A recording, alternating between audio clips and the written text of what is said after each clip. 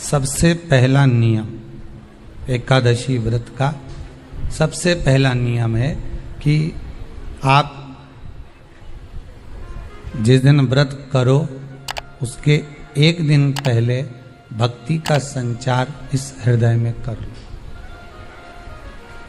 भक्ति का संचार इस हृदय में कर लीजिए। जिस दिन आप व्रत करो, जैसे एकादशी का व्रत कर रहे हो तो दशमी के दिन शाम का समय जब आवे, रात्रि जब होने लगे, शाम का समय आवे और रात्रि का आप जब भोजन ग्रहण करो तो उस भोजन में कोई ऐसा पदार्थ ग्रहण मत करिए जिस पदार्थ के कारण आपकी एकादशी बिगड़ जाए।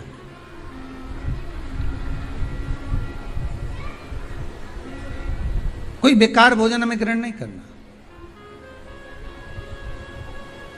श्रेष्ठ भोजन ग्रहण करिए दशमी के। और एकादशी का दूसरा नियम बहुत ध्यान से सुनिएगा। जिस दिन आपकी एकादशी का व्रत हो उस दिन प्रयास करिएगा कि अपने हाथ से किसी भी वृक्ष की कोई पत्ती टूटे ना। अपने हाथ से किसी भी वृक्ष की, पौधे की, किसी भी वृक्ष की पत्ती अपने हाथ से ना टूटे। बहुत ध्यान दीजिएगा महाराज। एकादशी का ये दूसरा नियम है कि अपने हाथ से किसी पौधे की, किसी वृक्ष की, किसी डाली की कोई पत्ती टूटे ना, कोई पत्ती ना टूटे, इसका प्रयास करिए।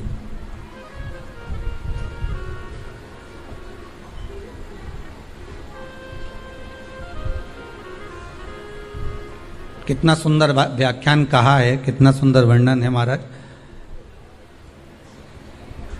कि मात्र एकादशी का व्रत कर लेने पर,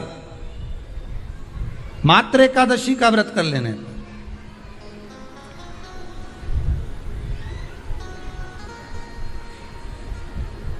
जो पूर्व में किया गया हमारा पाप कर्म है, हमने किसी जीव की हत्या करी है, हमने किसी को कष्ट प्रदान करा है, हमने किसी को अपशब्द कहा है, हमने किसी को ताने दिए, हमने किसी को आड़ा टेढ़ा कहा है, हमने किसी को गालियां दे दी है, मात्र एकादशी का व्रत ही कर लेने पर ये सारे जो दोष हैं वो समाप्त हो जाते हैं।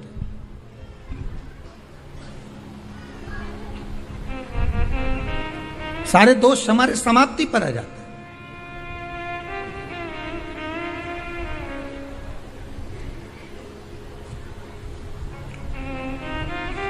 अब एक विचार करिएगा थोड़ा सा अपने मन में, अपने चित्त में, अपनी वृत्ति में एक बात उतारिएगा। एक अपने मन में एक बात को उतार कर रखिएगा कि आप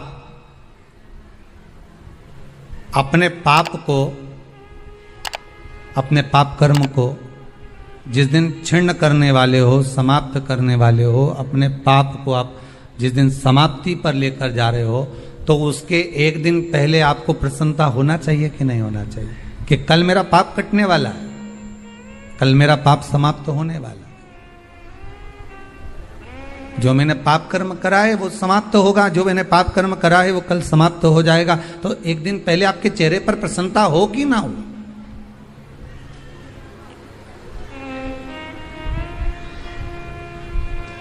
और चेहरे पर वो प्रसन्नता आपके आना चाहिए कि कल मेरा एकादशी का व्रत है, आज दशमी है, कल एकादशी का व्रत है, तो कल मेरी जब एकादशी का व्रत रहेगा तो मेरा ना जाने कितना कितना पाप, कितना असत्य, कितना झूठ, कितना प्रपंच वो समाप्त हो जाएगा। इसमें मुझे प्रसन्नता हो, इसमें मुझे आनंदता हो।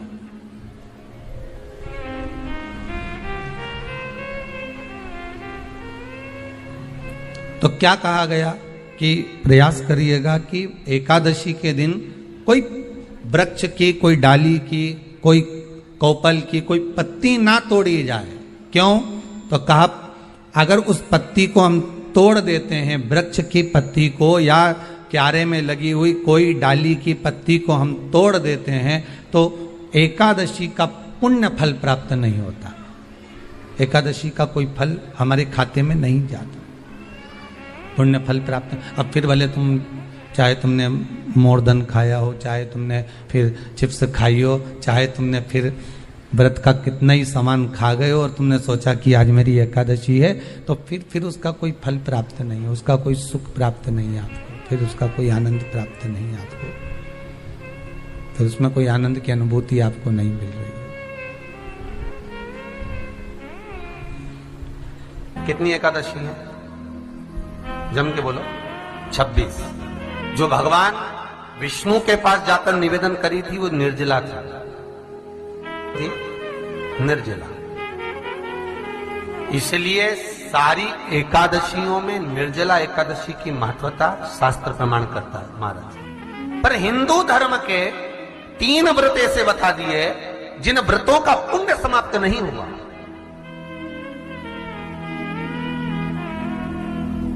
हिंदू धर्म के 3 व्रत ऐसे हो गए जिनका पुण्य समाप्त नहीं हुआ महाराज। क्यों? जिनका पुण्य प्रबलता में बढ़ता गया। पहले नंबर पर एकादशी, दूसरे नंबर पर प्रदोष और तीसरे नंबर पर शिवरात्रि। एकादशी आकर खड़ी हो गई।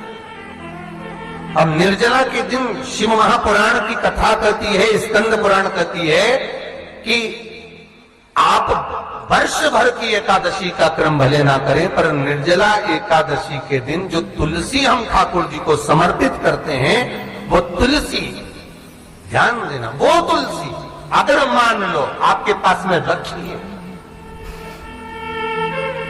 निर्जला एकादशी के दिन भगवान ठाकुर जी को, शालिग्राम जी को, लड्डू गोपाल जी को आपके घर में, आपके मंदिर में जो आपने भगवान को तुलसी समर्पित करी है, वो तुलसी मान लो तुम्हारे पास रखी है और कोई व्यक्ति को बहुत ज्यादा कष्ट है शरीर में, बहुत कष्ट है, थोड़ी सी वो तुलसी चढ़ी हुई ठाकुर के चरणारविंद की, आप उस जीव को दो तो सही, आधा घंटा इंतजार करो, स्वास्थ्य में अंतर आना प्रारंभ हो जाता है उस निर्जला का।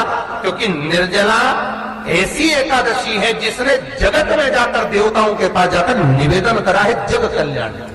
जितनी भी माताएं एकादशी का व्रत करती, बहुत ध्यान से सुनना आज की कथा को, शायद जिंदगी में मिली ना मिली, और ये कथा का रिश्ता तो बहुत ध्यान से सुनना।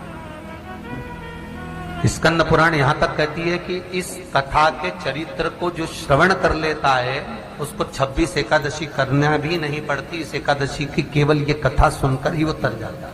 बहुत ध्यान से सुनना इसको, कथा को। एकादशी के दिन जब आप जल शंकर को चढ़ाने तो रोज ही जाते हैं। जब एकादशी का दिन रहे और शंकर जी के मंदिर में आप जल समर्पित करें तो 3 बार मुख से स्वधा स्वधा स्वधा या स्वधा स्तोत्र का पाठ, जिसमें 12 श्लोक, 2-4 हैं। पैसा तो आ रहा है और घर में टिक नहीं रहा। डॉक्टर में, पुलिस में, एक्सीडेंट आदि में, कहीं गलत जगह पर, व्यसन में अगर पैसा जा रहा है, जुए में, मांसाहार, मदिरा पान, या कहीं आया पैसा आने में कमी नहीं, आ रहा है पर टिक नहीं रहा, रुक नहीं रहा।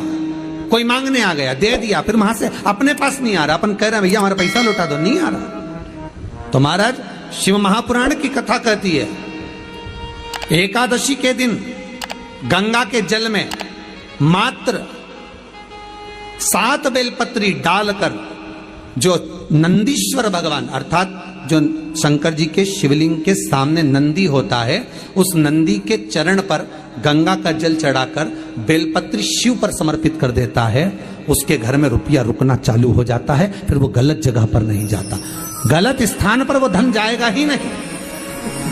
तूने स्वीकार किया, मांग तुझे क्या चाहिए। एकादशी ने भगवान विष्णु से कहा, नाथ प्रभु वर दे दो, मृत्यु लोक में जो मनुष्य मेरा व्रत करेगा, चाहे जलचर, थलचर, वायुचर या सांसारिक मनुष्य, मेरा अगर एकादशी का व्रत करेगा, प्रभु उसके यहां धन धान्य वैभव सुख संपदा बढ़ेगी और उस जीवात्मा को नरक नहीं भोगना पड़ेगा, सीधे वैकुंठ का उसको वास मिलेगा। जब जीव आत्मा को लेकर चला जाएगा। यम के दूत जब बंदी बनाकर ले जा रहे होंगे उस जीवात्मा को जिसके प्राण छूटे होंगे, यम के दूत जब बंदी बनाकर ले जा रहे होंगे, तब मुझे वर दो कि मैं इसका हाथ पकड़कर बेतरनी से पार उतार कर सारे नरकों से निकालती हुई आपके धाम में लेकर आऊं। भगवान ने वर दे दिया, तथास्तु। हे एकादशी सुनो, मृत्यु लोक का मनुष्य अन्न का त्याग कर कर, क्योंकि अन्न में एकादशी के दिन पाप पुरुष रहता है, अन्न का त्याग कर कर एकादशी के दिन जो मनुष्य तुम्हारा व्रत धारण करेगा, उस व्रत को करेगा और उस व्रत को धारण करेगा, उसकी मनोकामना पूर्ण होकर वो मेरे ही धाम को जाएगा।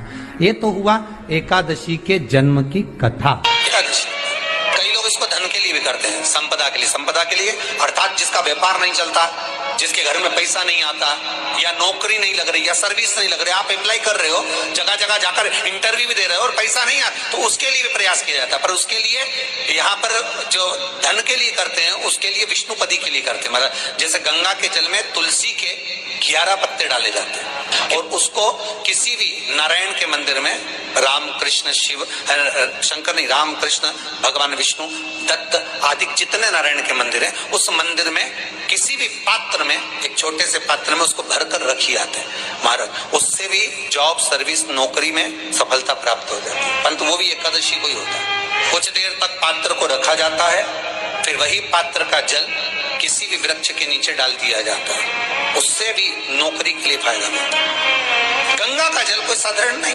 दशमी, एकादशी और द्वादशी, इन 3 तिथियों पर एक रोटी में थोड़ा सा मीठा रखकर सोमक पितृ का नाम लेकर यदि गाय को खिला दिया जाता है, तो अगर कोई पूर्वज प्रेत योनि में भी पड़ा हुआ होता है, भटक रहा होता है, जिसको पिंड नहीं मिला, जो अचानक मर गया होता है, अधोगति में चले गया होता है, उस जीव की मुक्ति दशमी, एकादशी और द्वादशी, 3 दिन सोमक पितृ का नाम लेकर रोटी में, पूड़ी में मीठा रखकर अगर गाय को खिला दिया जाता है, ये 3 दिन तक, तो वो पितृ कभी भटकते नहीं है, उनको मुक्ति प्राप्त हो जाती है, मोक्ष में। नहीं, एकादशी है कौन, क्यों इसकी इतनी प्रधानता है, क्यों इसकी पुण्यता है, ऐसा क्या है एकादशी में जो इसकी पुण्यता मानी जाए? कौन है ये जो भगवान नारायण तक एकादशी का व्रत करते हैं? सुभद्रा जी को भगवान जगन्नाथ ने, जगदीश ने एकादशी का व्रत कराया था। भद्र नारायण भगवान को माता लक्ष्मी ने एकादशी का व्रत कराया था। क्यों? चंद्रायण एकादशी व्रत की माता। एकादशी है कौन? तो कहा जिसको व्रत करने पर भगवान नारायण भी जिसका व्रत करते हो, भगवान माता लक्ष्मी जिसका व्रत करती हो, वो एकादशी है कौन? तो शास्त्र वर्णन करता है महाराज, स्कंद पुराण का सुंदर चातुर्मास्य खंड के अंतर्गत वर्णन आया है महाराज। एक बार भगवान विष्णु आनंद में विराजमान थे, पद्मावती और माता लक्ष्मी दोनों उनके पास में विराजी हुई थी। भगवान लक्ष्मी और पद्मावती दोनों बेटी, एक सिर के पास, एक चरण के पास। कुछ समय बाद वहीं पर ब्रह्मदेव का आगमन हुआ और ब्रह्मा जी आगमन पाकर भगवान नारायण पद्मावती से लगकर उठे और उठकर लक्ष्मी की ओर झुके। झुकने पर इन तीनों के समागम से भगवान नारायण के हृदय चित्त से एक कन्या प्रकट हो गई। उस कन्या का नाम एका था। क्या नाम था? एका। अब 10 उसके गुण इतने प्रबल थे, वो 10 गुण उसके बड़े प्रबल थे कि वो एका जिसको निहारती थी उसको संपदावान बना देती थी, जिसको देख लेती थी उसके जीवन में वो आनंद की अनुभूतियां करा देती थी। एका जिस मार्ग से जाती थी उस मार्ग के द्वार खोल देती थी। एका का पुण्य इतना पुण्य प्रखर। पद्मावती और लक्ष्मी ने कहा महाराज ये बेटी आपके द्वारा निर्मित हुई है, इसका कन्यादान करना चाहिए। हमारे यहाँ हिंदू धर्म में रीति है, जिस दिन कन्यादान करा जाता है उस दिन व्रत रखा जाता है। अब आजकल रखते कि नहीं रखते हो मालूम नहीं। और कन्यादान करते समय व्रत रखा जाता है। व्रत रखना, एका का कन्यादान करना है। भगवान बोले कन्यादान करें, किसको दें? एका किसको दी जाए? एका प्रदान किसको करी जाए? पुण्यता किसको दी जाए? भगवान नारायण ने उसी समय मांग तुझे क्या चाहिए। एकादशी ने भगवान विष्णु से कहा, नाथ प्रभु वर दे दो, मृत्यु लोक में जो मनुष्य मेरा व्रत करेगा, चाहे जलचर, थलचर, वायुचर या सांसारिक मनुष्य, मेरा अगर एकादशी का व्रत करेगा, प्रभु उसके यहां धन धान्य वैभव सुख संपदा बढ़ेगी और उस जीवात्मा को नरक नहीं भोगना पड़ेगा, सीधे वैकुंठ का उसको वास मिलेगा। जब जीव आत्मा को लेकर चला जाएगा, यम के दूत जब बंदी बनाकर ले जा रहे होंगे उस जीवात्मा को जिसके प्राण छूटे होंगे, यम के दूत जब बंदी बनाकर ले जा रहे होंगे, तब मुझे वर दो कि मैं इसका हाथ पकड़कर बेतरनी से पार उतार कर सारे नरकों से निकालती हुई आपके धाम में लेकर आऊं। भगवान ने वर दे दिया, तथास्तु। हे एकादशी सुनो, मृत्यु लोक का मनुष्य अन्न का त्याग कर कर, क्योंकि अन्न में एकादशी के दिन पाप पुरुष रहता है, अन्न का त्याग कर कर एकादशी के दिन जो मनुष्य तुम्हारा व्रत धारण करेगा, उस व्रत को करेगा और उस व्रत को धारण करेगा, उसकी मनोकामना पूर्ण होकर वो मेरे ही धाम को जाएगा। ये तो हुआ एकादशी के जन्म की कथा। एकादशी के दिन शंकर भगवान को चावल का दाना चढ़ाना चाहिए कि नहीं चाहिए?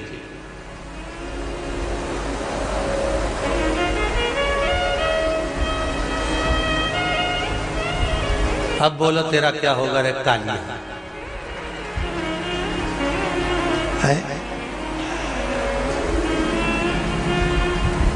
चलो ठीक है।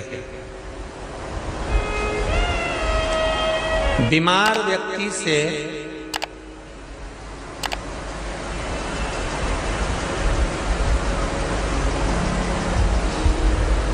कोई बीमार व्यक्ति है, बहुत रोगीला, उसको बहुत रोग है, शुगर है, बीपी है, थायराइड है, सब कुछ है उसको, और वो रोगीला व्यक्ति जब डॉक्टर के पास जाकर पूछे, डॉक्टर साहब मेरी तबीयत ठीक नहीं रहती है, मैं बहुत कष्ट में रहती हूँ, बहुत तकलीफ है शरीर में, और अभी सावन का महीने का व्रत आ रहा है डॉक्टर साहब, 1 महीना में व्रत करती थी पहले, करूं कि नहीं करूं? तो डॉक्टर साहब क्या बोलेंगे? बोलते जाओ जरा जम के। डॉक्टर बोलेगा कि आप व्रत मत करो। डॉक्टर एक बात कहेंगे, शरीर स्वस्थ रखना है, व्रत बाद में हो जाएगा, अगले वर्ष कर लेना, पर अभी शरीर को सही रखने के लिए दोनों समय अच्छे पेट भरकर सात्विक भोजन करो और अपने शरीर को ठीक करो। सात्विक भोजन अपने शरीर को, व्रत बाद में भी हो जाए, अगले वर्ष हो जाए।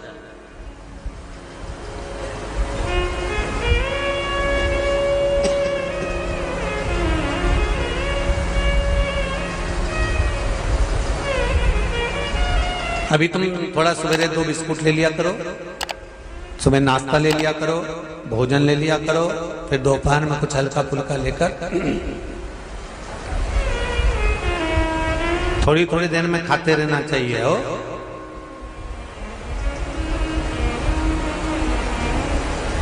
थोड़ा थोड़ा खाओ, थोड़ी थोड़ी देर में खाओ, एक साथ सुरसा जैसे मत निपटा जाए, थोड़ा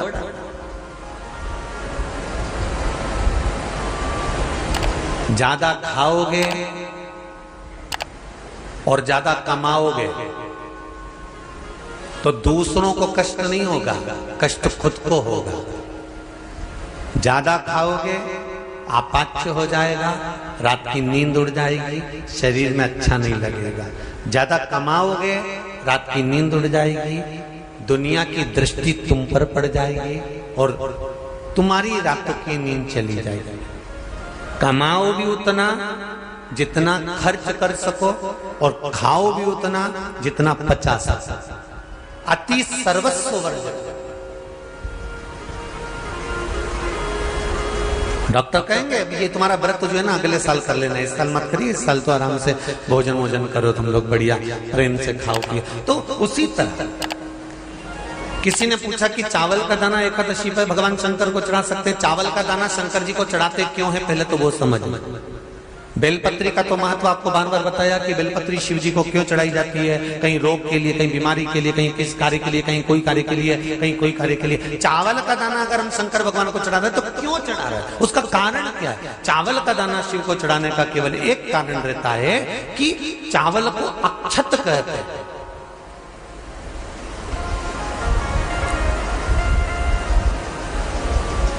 अक्षत का मतलब होता है अक्षय।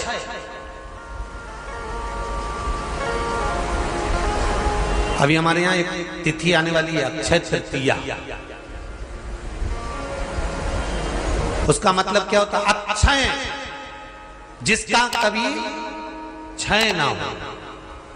जब हम भगवान शंकर को चावल का दाना चढ़ाते हैं, जैसे बहुत ध्यान दीजिएगा महाराज, बहुत समझने वाली बात है, बहुत ध्यान से।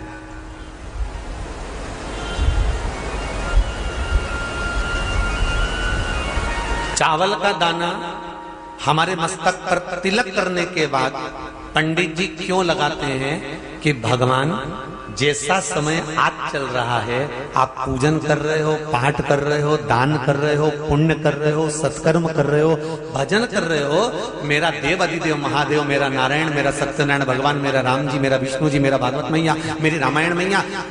ब्राह्मण मस्तक पर तिलक लगाने के बाद चावल इसलिए लगाता है कि जैसा समय आज चल रहा है, भगवान तुमको ऐसा ही समय बनाकर रखे और तुम ऐसे ही चार चांद लगाते रहो, दान पुण्य संकीर्तन करते रहो। इसलिए मस्तक पर चावल का दाना लगाया जाए।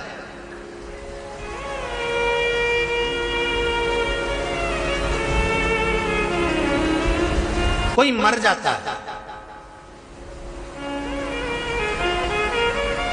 मरने के बाद जब तक पगड़ी नहीं होती तब तक माथे पर तिलक, चावल का दाना लगाया जाता है। जम के बोलो जरा, नहीं लगाते। किसी पंडित जी से पूछो, ब्राह्मण देवता से पूछो, ब्राह्मण देवता ये कोई मर गया और हमारा तो नियम है कि हम सिर पे तिलक लगाते हैं, चावल लगाते हैं, या पंडित जी से हम तिलक लगवाते हैं, मंदिर जाते हैं तो मंदिर में जाके तिलक लगवा के हम चावल का दाना लगवाते हैं। क्यों नहीं लगाते? उसका कारण क्या है? जब किसी के मरने के बाद 10 दिन तक, 12 दिन तक मस्तक पर तिलक क्यों नहीं लगाया जाता? 10-12 दिन तक माथे पर तिलक या चावल क्यों नहीं लगाया जाता? उसका कारण है कि ये जो समय आया है, तुम्हारे यहाँ जो गमी हुई है, तुम्हारे यहाँ कोई मर गया है, तुम्हारे यहाँ किसी के प्राण छूट गए हैं, तो ब्राह्मण इसलिए तिलक नहीं लगाता आपको, इसलिए चावल का दाना नहीं लगाता कि ऐसा दिन भगवान अब ना लाए, इसको अमर ना करे, इसको अक्षय ना करे, इसको प्रबल ना करे।